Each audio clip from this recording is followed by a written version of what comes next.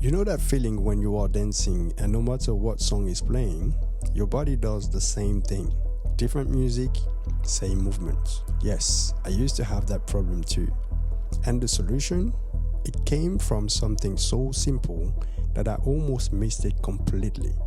And once you get this, you might never dance the same way again. So about 15 years ago, I had one conversation with an OG in the French scene that completely changed everything I thought I knew about musicality. Let me tell you what happened. So I'm at this club in Paris, right? Just finished dancing in the cypher, feeling pretty good about myself. Then Yuxon walks up to me. Now, if you don't know Yuxon, he's an OG in the French dance scene. Someone I've been watching and studying for years, and he complimented my dancing. I'm like, okay, this is nice. Then he says something that blows my mind. You can come train with me if you want to. Now, you have to understand, to me, this was huge. So obviously I said yes, right? But inside, I'm terrified. So I went to his apartment, we started changing, dancing back and forth, and I'm giving everything. I mean, every move I practice, every combo I know. Basically, I'm going full out. Then, I finished my rounds, I'm waiting for him to dance back, but he stopped the music. And the whole energy changes. You know what I mean? Like, something is about to happen. He puts on another song and say, go on, dance again. So I start dancing. 30 seconds in, he stopped me. Can you hear this part in the music? I said, yes, I can. What about that instrument? Yeah, I can hear that too. It keeps on going like this, different elements, different layers. And I'm saying yes to everything because in my mind, I'm sure I can hear them. But deep down, I'm getting frustrated. I'm like, what's the point here? Then he says, if you can hear them, I want you to play with those parts in your next round. I'm thinking, easy, I got this. But the truth is, I didn't get this.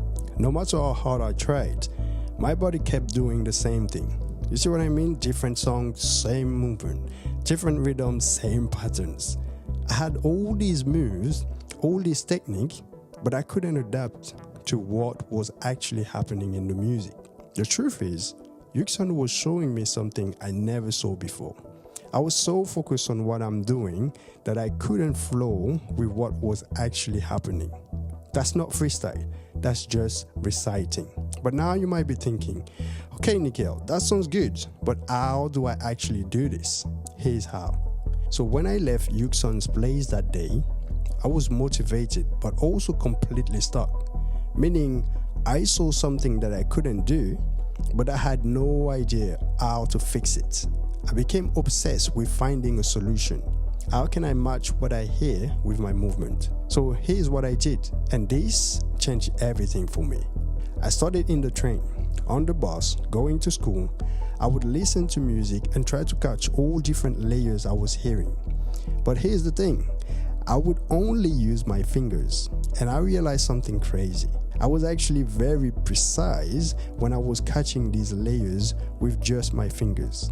But when I tried with my entire body, the precision, the timing, it wasn't there anymore. So I kept doing this over and over, building the habit of being precise, but only with my fingers first. Now you might be thinking, Nikhil, this seems too simple. But here's the thing, simple doesn't mean easy. Here's why this approach might work for you too.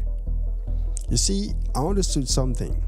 If I want to adapt to any music, I need to give myself time to do this. And the way to create that time is by reducing my movement on purpose. So here's exactly what I did. And you can try this too. Start small, really small. When you practice, dance with micro movements. Start with your fingers, like I was doing on the train. Then try hitting those layers with your shoulders, your head, your chest. But keep it small, just tiny movements. You see, when you move small, you have more time to anticipate what's coming in the music, even if you don't know the song. Over time, I got better and better at hitting those different layers precisely with these small movements.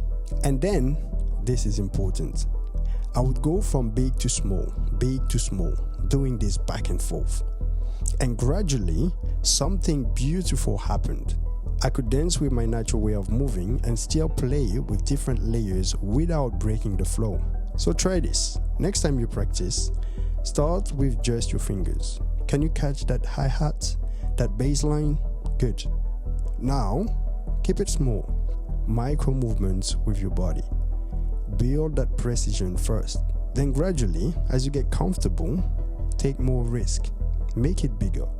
But always remember, you can go back to small whenever you need to find those layers again. Charles Darwin once said, "It's not the strongest of the species that survive, nor the most intelligent. It's the one that most adaptable to change." To me, freestyle dance operates in the same spirit.